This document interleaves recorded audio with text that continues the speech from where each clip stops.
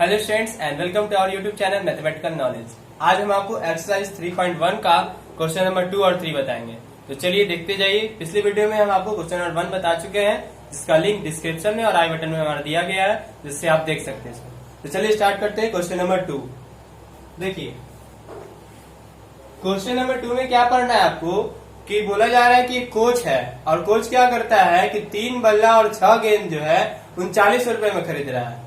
तो यहाँ पर 3 बल्ला और 6 गेंद खरीदा जा रहा है और उसके बाद एक और दो स्थिति दी गई है। जैसे कि आपको क्वेश्चन बनाने के लिए दो स्थिति चाहिए, तो पहली स्थिति हो गई कि 3 बल्ला और 6 गेंद जो है कोच खरीदता है 39 रुपया में, और फिर क्या करता है कि 1 बल्ला और 2 गेंद जो है 1300 रुपए में खरीदता है। तो आपको इसको क्या करना है, बीजगणित के रूप में लिखना है और उसको इसका ग्राफ बनाना है। तो चलिए देखते जाइए। हमको बल्ला और गेंद का बात हो रहा है। सबसे पहले हम बल्ला और गेंद को एक्स और वाई मान लेंगे, उसके बाद आगे का काम करेंगे। तो चलिए लिखते हैं, माना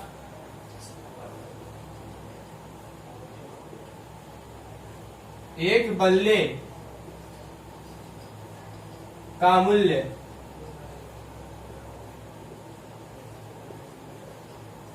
बराबर x रुपया तथा एक गेंद का मूल्य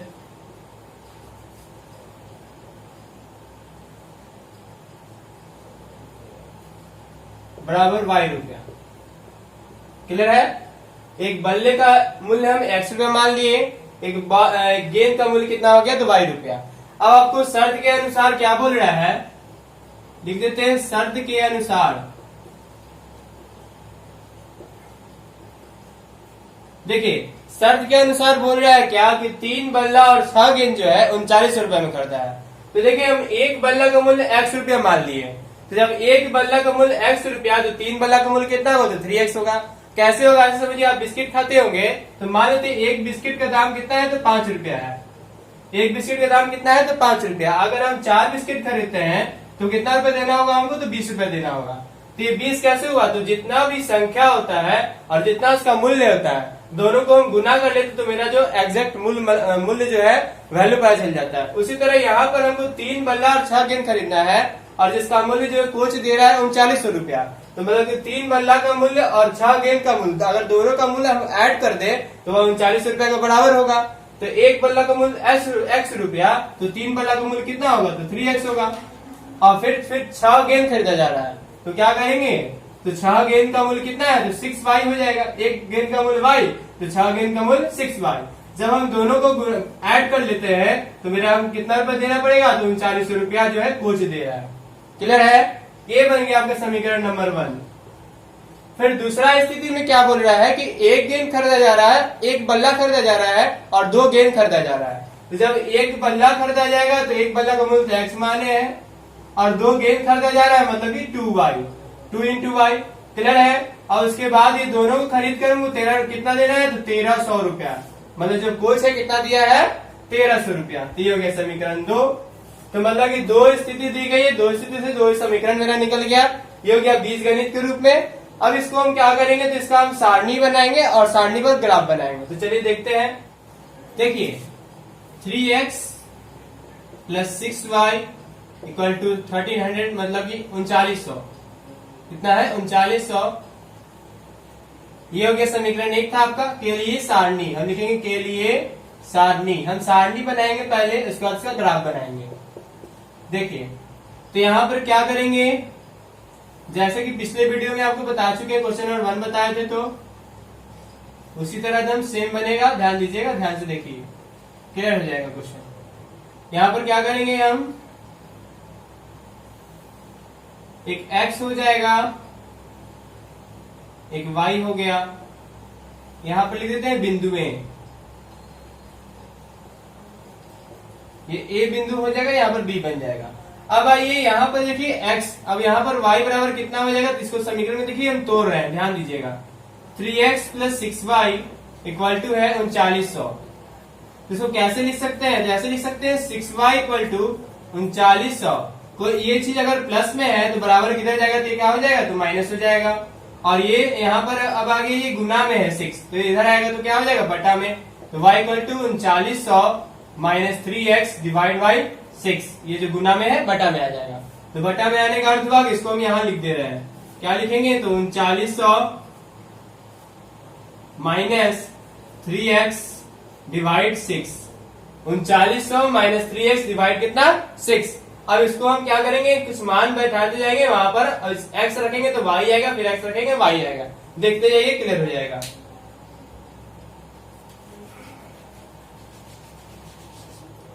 देखिए यहां पर मान लेते हैं कि x बराबर हम रख देते हैं कितना? तो 0 रख देते हैं। कितना रख दिए? 0। जब x 0 रखेंगे तो y कितना आएगा? तो y है 3900 माइनस 3 इंटू एक्स जहां पर 0 डिवाइड बाई 6। अब हो जाएगा 3900, 3 को 0 से करें क्या आएगा? तो 0। 3900 में से अगर हम 0 घटाते तो क्या आएगा? 3900 आएगा। 3900 को 6 से डिवाइड दे दिए, कितना आ जाएगा? तो 650 आ जाएगा। हम लिख दिए 650। क्लियर है? अब एक बार क्या करते हैं कि x का वैल्यू हम 1300 मान लेते हैं। कितना मानते हैं? 1300। जब x बराबर 1300 मानेंगे तो जो y कितना निकलता है? देखिए y इक्वल टू हो जाएगा 3900 माइनस 3 इंटू 1300 डिवाइड बाई 6 बराबर हो जाएगा 3900, और ये 1300 को 3 से गुना करें तो भी 3900 आएगा, और डिवाइड बाई 6। तो 3900 में से 39 से जाएगा क्या बचेगा? 0।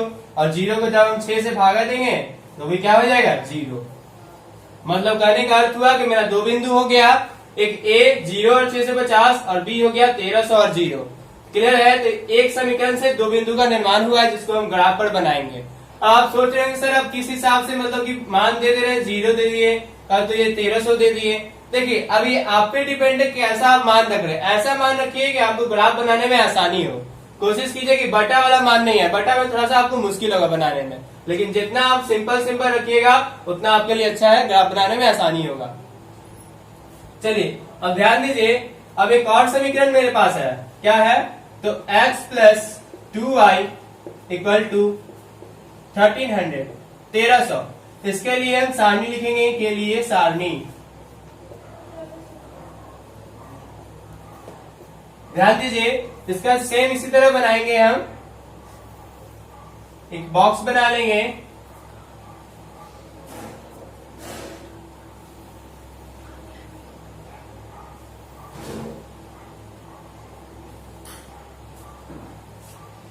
ये x हो गया, तो यहां पर y हो जाएगा।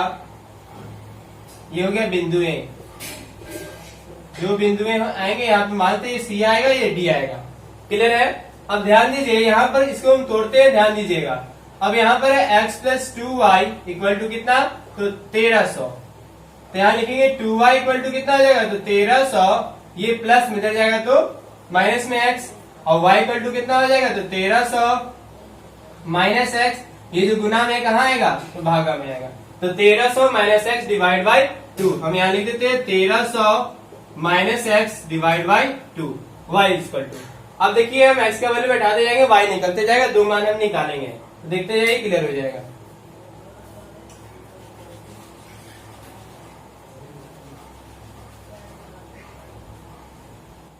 देखिए x बराबर मान लेते हैं 260। कितना? 260। जब 260 मानेंगे तो y मेरा कितना आएगा? ध्यान दीजिए, y इक्वल टू हो जाएगा 1300 माइनस 260 डिवाइड बाई कितना? तो 2। इसको डिवाइड, इसको घटा लीजिए, आ जाएगा कितना? 1040। अब 1040 को जब हम 2 से डिवाइड देंगे तो मेरा कितना आ जाएगा? तो 520। कितना आ जाएगा? 520। इसको यहाँ लिख देते हैं। क्लियर है? एक मेरा मान निकल गया 260 और 520। एक और मान निकाल लेते हैं, मान लेते हैं x इक्वल टू 520। कितना मान लिए? 520। जब x इक्वल टू 520 हो जाएगा तो y कितना आएगा? इसको देखिए, ध्यान दीजिए, 1300 माइनस 520 डिवाइड बाई कितना? तो 2 इक्वल टू आ जाएगा कितना? घटाइए, 780 डिवाइड बाई 2 इक्वल टू हो जाएगा 390, मतलब 390। इस प्रकार चार बिंदु आपके सामने दिख रहा है। एक समीकरण से निकला a और b, 0, 650, 1300 और 0, और दूसरे समीकरण से c और d निकला 260, 520 और 520 और 390। अब हम क्या करेंगे? इस दोनों चारों जो बिंदु है, इस चारों बिंदु को हम ग्राफ में बताएंगे, देखते जाइए, क्लियर हो जाएगा। देखिए यहाँ पर क्या हुआ कि हम एक ग्राफ, एक लाइन खींच लिए हैं, एक x एक y, क्योंकि यहाँ पे कोई मेरा बिंदु माइनस में नहीं था। जब माइनस में नहीं था तो अब चाहिए तो माइनस नहीं भी दर्शाइए तो कोई दिक्कत नहीं है। क्लियर है ना। ये हो गया एक्स एक्सिस, एक्स अक्ष, ये हो गया वाई अक्ष। अब आपको क्या करना है कि इसको जो भी बिंदु है इस बिंदु को हमको दर्शाना है। तो देखते हैं कैसे दर्शाएंगे। देखिए पहला बिंदु क्या है, ए है 0 और 650, मतलब कि आगे वाला को एक्स और पीछे वाला को वाई कहते हैं, भुज और कोटि। तो 0 और 650 मतलब कि एक्स बढ़ेगा तो इस साइड बढ़ेगा, एक्स जो है 0 रह गया मतलब बढ़ा ही नहीं, यही बढ़ा गया। और वाई कितना है तो 650, जब 650 है मतलब कहाँ जाएगा, यही इस लाइन पे आते जाइए आप, यहाँ पे आएंगे, ये बन जाएगा 0 और 650, ये हो गया ए। क्लियर है। दूसरा बिंदु है बी 1300 और 0, मतलब कहाँ बनेगा तो एक्स बढ़ रहा है 1300 और वाई ऊपर बढ़ेगा, वाई बढ़ा ही नहीं 0 रह गया, मतलब कहाँ बन जाएगा तो लाइन पे बनेगा 1300 और 0। एक चीज हमेशा याद रखिएगा, अगर x 0 है तो y अक्ष पे बिंदु बनेगा, अगर y 0 है तो x अक्ष पे बिंदु बनेगा। ये हमेशा क्वेश्चन भी आता है। क्लियर है, तो ध्यान दीजिए। अब हम क्या करेंगे कि स्केल लेंगे, इसको हम मिला लेंगे। देखिए इसको हम मिला लेंगे,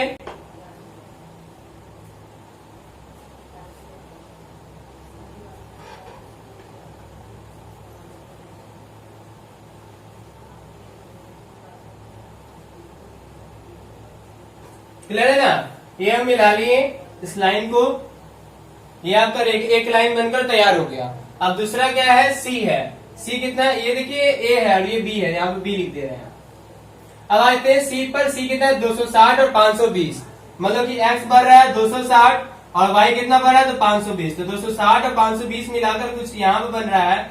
लेकिन आप जब बनाइएगा, चूंकि आप ग्राफ पे लेके चल रहे हैं तो ग्राफ पर सेम डिस्टेंस लेके चलेंगे, ऊपर भी और नीचे भी।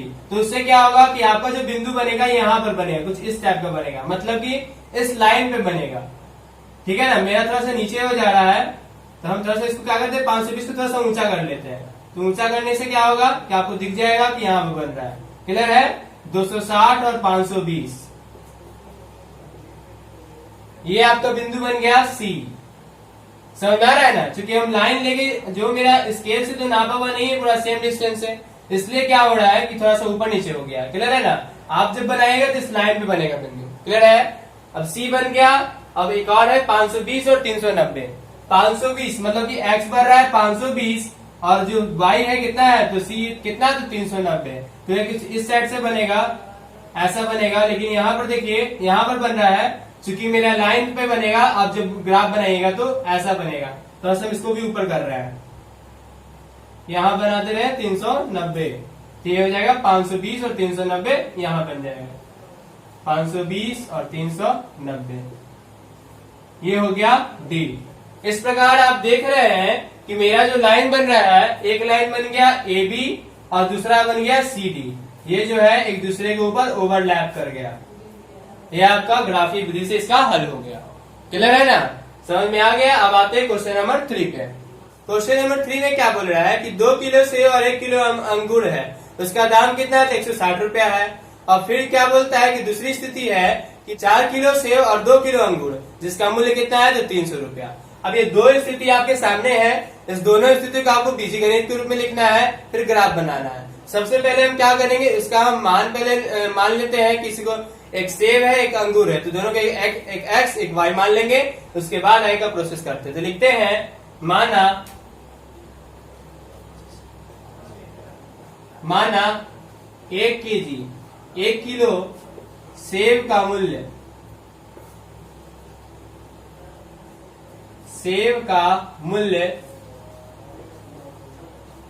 बराबर x रुपया। कितना हो गया x रुपया, तथा 1 केजी मतलब 1 किलो अंगूर का मूल्य बराबर y रुपया। क्लियर है। 1 किलो सेब का मूल्य x रुपया और 1 किलो अंगूर का मूल्य y रुपया। अब आते हैं शर्त के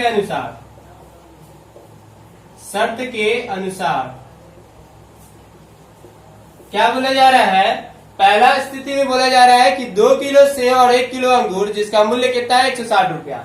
तो आपको मालूम होना चाहिए कि 1 किलो सेव का मूल्य x रुपया है, तो 2 किलो सेव का मूल्य कितना होगा, पिछले क्वेश्चन की तरह 2x हो जाएगा। तो ये हो गया 2x, और फिर क्या हो रहा है 1 किलो अंगूर, मतलब कि 2 किलो सेव और 1 किलो अंगूर, जब दोनों को ऐड कर दे रहे हैं तो उसको कितना रुपया देना पड़ रहा है, 160 रुपया। 160 रुपया लग रहा है, ये बन गया आपका समीकरण नंबर 1। तो दूसरा समीकरण में आते हैं, बोल रहा है कि 4 किलो सेव तो 4x हो जाएगा, और प्लस 2 किलो अंगूर तो 2y हो जाएगा। इसका मूल्य कितना है, 300 रुपया है। कितना है, 300 रुपया। तो ये बन गया आपका क्वेश्चन नंबर, ये बन गया आपका इक्वेशन 2। क्लियर है। तो ये बन गया, दो स्थिति से दो समीकरण निकला, 2x plus Y equal to 160 और 4x plus 2y equal to 300। इसको हम बीजगणित के रूप में आ चुका है, इसका हम सारणी बनाएंगे, फिर ग्राफ बनाएंगे, तो देखते यही क्लियर हो जाएगा। देखिए 2x plus Y equal to 160 के लिए सारणी, ध्यान दीजिए, फोकस कीजिए यहां पर। यहां क्या करेंगे, उसी तरह एक डब्बा बना लिए हम, ये हो गया x, ये हो गया y, और यहां हम लिख देते हैं बिंदुएं। ये हो गया बिंदु A मान लेते हैं, इसको B मान लीजिए। अब A भी है, हम मान ऐसा कोई नहीं कि A ही भी मान रहता है, कुछ भी मान सकते हैं आप, बिंदु है, कुछ भी नाम दे सकते हैं। अब यहाँ पे देखिए, इसको हम तोड़ते हैं, यहाँ पे 2x plus Y equal to 160। तो यहाँ पर क्या हो जाएगा, हम y इक्वल टू लिख रहे हैं ना, तो y इक्वल टू हो जाएगा 160, ये प्लस में इधर जाएगा तो माइनस में, तो यहाँ लिख देते हैं 160 माइनस 2x। क्लियर है ना। अब यहाँ पर हम क्या करेंगे, हम x का वैल्यू बैठाएंगे तो y मेरा आते जाएगा, उसमें दो बिंदु बन जाएगा मेरा। ध्यान दीजिए,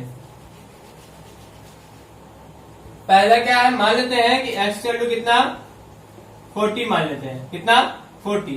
जब x 40 होगा तो y कितना निकलेगा, तो y equal to 160, 160 minus 2 into x का वैल्यू 40। तो 40 को जब 2 से गुना करेंगे, 40 गुना कितना होता है 80, 160 में से 80 जाएगा, कितना बचेगा 80। या ये जब 40 हुआ तो ये कितना आ गया 80। एक बार क्या करते हैं, तो x का वैल्यू हम 60 मान लेते हैं, कितना मानते हैं 60। जब ये 60 मानेंगे तो देखिए x बराबर जब 60 हो जाएगा तो y कितना हो जाएगा, y equal to 160 minus 2 into 60, तो कितना हो जाएगा 160। 60 को 2 से गुना कीजिए, माइनस 120, घटा लीजिए, आ जाएगा कितना 60, कितना आ गया, आ जाएगा 40, कितना आ जाएगा 40 आ जाएगा। 160 में से 120 घटाएंगे, कितना आ जाएगा 40, यहाँ हम लिख दिए 40। बोले कोई दिक्कत। तो इस प्रकार मेरा दो बिंदु बन गया, 40 80, 60 40। अब देखिए इसको हम 10 के मल्टीपल में ले जा रहे हैं, आपको ऐसे ही सोच के चलना है कैसे हम बनाए कि मेरा इजी वे में बन जाएगा। क्लियर है ना, सही से बनाना है, सुंदर बनाना है। अब आते हैं, एक और इक्वेशन है 4x plus 2y equal to 300, मतलब 300 के लिए सारणी।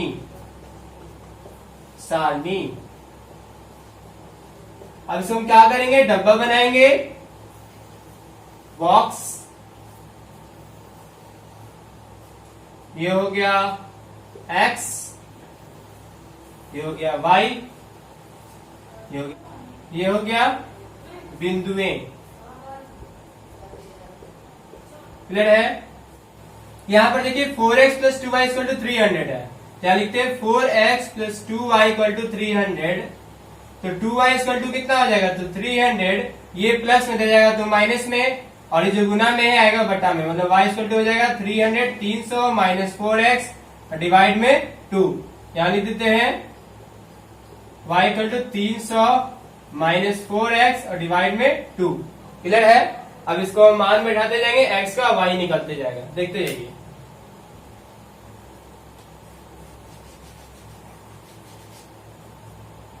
देखिए एक बार मान लेते हैं x इक्वल टू कितना, तो मानते हैं कितना, तो 40 मान लेते हैं, कितना 40, x इक्वल टू 40। देखिए y कितना आता है, तो y equal to 300 minus 4 into 40 divide by 2। तो 4 को 40 से गुना करें, कितना आ जाएगा, तो 160, और 300 में से 160 को हटा लीजिए आप, 300 माइनस 160 डिवाइड बाई 2। 360 में से 300 में से 160 जाएगा, कितना बचेगा, तो 140। 140 को हम 2 से डिवाइड दे देंगे तो आ जाएगा 70। तो मतलब कि एक मेरा बिंदु बन गया 40 और 70। एक बार मान लेते हैं कितना, x इक्वल टू कितना, तो 60 मान लेते हैं। कितना, तो x इक्वल टू 60। क्या लिखेंगे,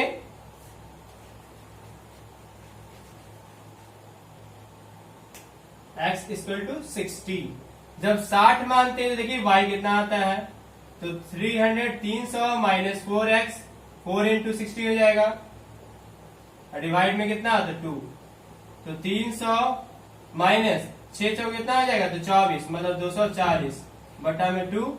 तो 300 में से 240 जाएगा, कितना बचेगा 60 बटा में 2 बराबर कितना आ जाएगा, तो 30। 2 के पारा में काट दीजिए इसको, तो मतलब कि एक बन गया 60 और 30। ये मानते बिंदु हो गया C और ये हो गया D। इस प्रकार 4 बिंदु आपके सामने दिख रहा है। A B हो गया 40 80 60 40 और C D हो गया 40 70 60 और 30। अब इसको हम ग्राफ पे बनाएंगे, क्योंकि 10 का मल्टीपल है तो हम ग्राफ में 10 का मल्टीपल को ही दर्शाएंगे, 10 20 लेके चलेंगे। देखते जाइए, क्लियर हो जाएगा। देखिए यहाँ पर 4 बिंदु आपको दिख रहा है, A 40 80 60 40 40 70 और 60 30। इसको हम दर्शाते हैं। हम ध्यान दीजिएगा, A कितना है 40 है और 80 है। x मतलब 40 बढ़ जाएगा, मतलब कहाँ आएगा यहाँ, और y कितना बढ़ा तो 80, मतलब कि यहाँ पर आप कुछ इस साइड आएंगे और यहाँ पर एक बिंदु बन जाएगा 40 और 80। ये हो गया A।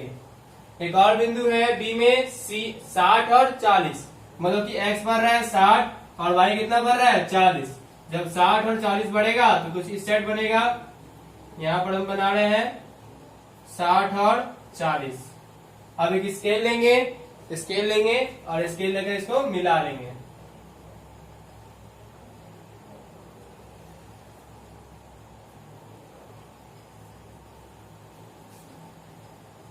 क्लियर है। एक और है C है कितना 40 70, मतलब कि x बढ़ रहा है 40 और y बढ़ रहा है 70। तो ये कहां बनेगा, यहां बन जाएगा 40 और 70।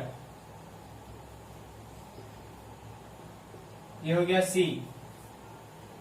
एक और है कितना 60 और 30, मतलब कि x बढ़ रहा है 60 और y कितना बढ़ रहा है तो 30, मतलब कहां बन जाएगा, तो यहाँ 60 और 30। इसको भी क्या करेंगे, स्केल लेंगे, ये बन गया आपका D। स्केल लेंगे, स्केल लेके इसको मिला लेंगे।